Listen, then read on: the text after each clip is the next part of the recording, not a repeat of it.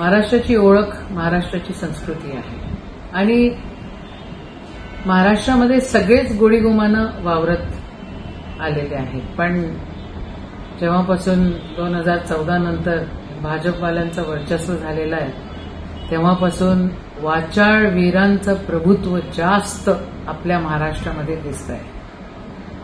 आज ज्या प्रकारे स्वतःला भाऊ म्हणून घेणारे भाजपमधले काही नेते ज्या प्रकारे आई बहिणींवर बोलतायत, इतक्या खालच्या स्तरावर जाऊन बोलतायत, म्हणजे अक्षरशः यांच्या तोंडातून गटारी वाहतायत असं म्हणायला काहीच हरकत नाही.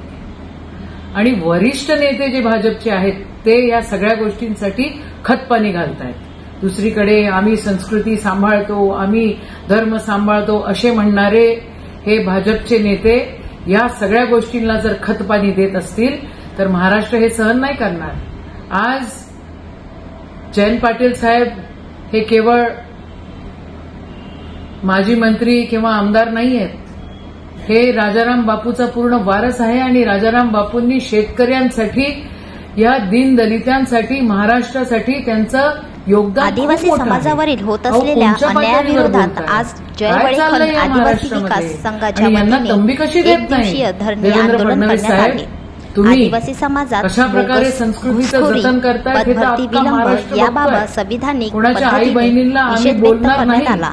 यावेळी आदिवासी मंत्री उईके यांच्या बॅनरवर गाजरचा हार टाकून निषेध व्यक्त करण्यात आला.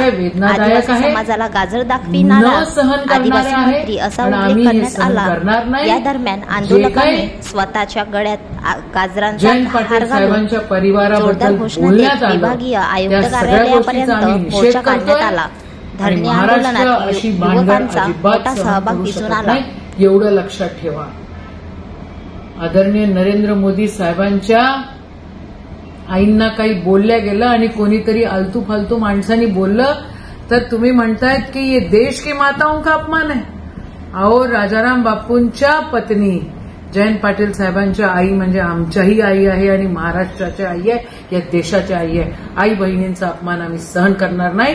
तुम्ही तुमच्या नेत्यांना तंबी दिली पाहिजे, व्यवस्थित वागवलं पाहिजे आणि शिस्तीत ठेवलं पाहिजे. जय हिंद, जय महाराष्ट्र.